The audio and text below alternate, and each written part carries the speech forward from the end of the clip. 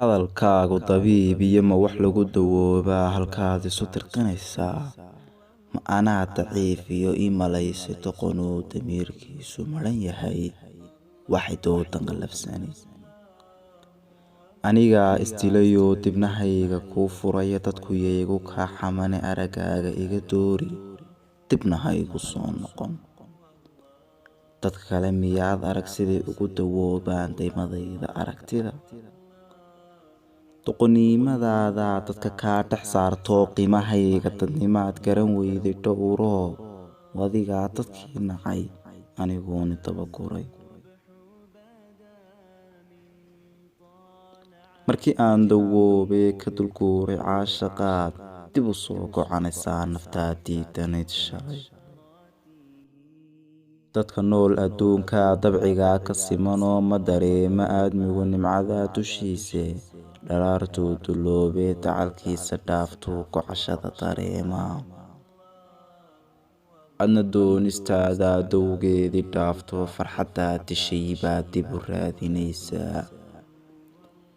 orodunida dhuuxoo durufaha zamaanka iyo dadka liita soo arag murti badanna soo dawo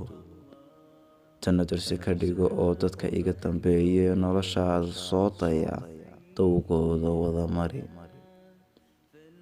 doqoniimadaad shalay ku dulowdayay degin mar labaad dadnimada asalkiiyo dadnimada ka samaysan tacaroo ruux ku daalay taadaa dayrisaa maruu rabo inuu darajo kuu sudho mid kaloon danka lahayn haddaad hananta dunidiyo haddaad dayro noqotaba ayaad daba ordaysaa markay dooniskaa tahay damiirka ka aamusa qalbigaana dabagura qofku diiday hadalka dibnuhuna ma daayaan inay hadalka deebshaan caqliguna ka daabo intaa kugu dirqinayaa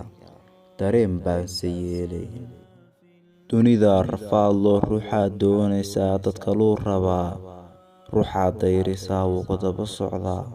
dunidaan lahayn deganaansho oo lama dego ilaa duruuf loo maree dadka kugu daligan ee ku daba socday aawadaa dib jiray orodoo dawee anna aan tegay dowga ii bannee